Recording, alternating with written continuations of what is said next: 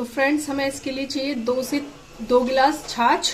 उसे हमने गैस जला लिया है और इसमें हमें इसको कर देना है। और इसके लिए चाहिए हमें 1 कटोरी उबले हुए चावल और 1 छोटी कटोरी चीनी और डेकोरेट करने के लिए थोड़े से ड्राई फ्रूट्स और गुड़।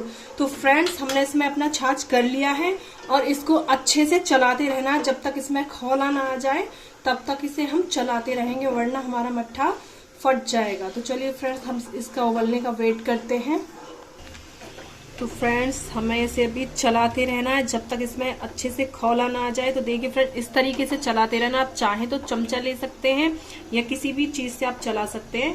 और आप चावल उबले हुए नहीं है तो आप कच्चे चावल धो के भी डाल सकते हैं, लेकिन उबले हुए होंगे तो 2 मिनट में ही आपकी खीर बन के तैयार हो जाएगी। फ्रेंड्स देखिए फ्रेंड्स हमारा खोला इसमें आ गया। अब इसमें हमें डाल देनी है चावल और इसे अच्छे से फिर से चलाते रहना है, क्योंकि इसे फटने का डर रहता है। आप जितना इसे अच्छे से चलाते रहेंगे आपकी खीर बिल्कुल भी नहीं फटेगी और टेस्टी और यम्मी बनेगी।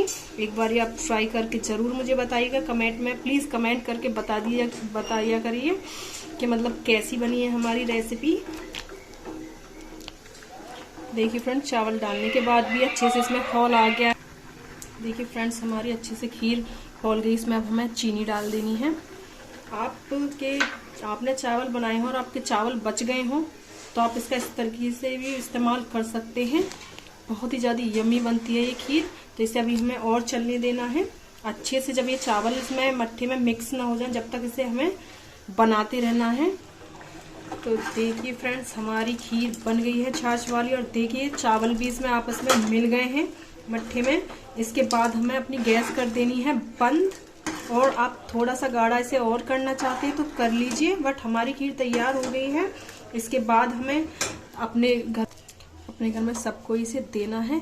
अब देखिए इसमें बाद में हम लास्ट में डाल देते हैं थोड़ा सा गुड़, और डेकोरेट करने के लिए इसमें ड्राई फ्रूट जो भी आपके पास है आप डाल सकते हैं। तो देखिए देखने में बहुत ज़्यादा यमी लग रही है। Thank you friends. अगर आपने हमारा चैनल अभी तक सब्सक्राइब नहीं किया है तो प्लीज़ कर लीजिए। Thank you.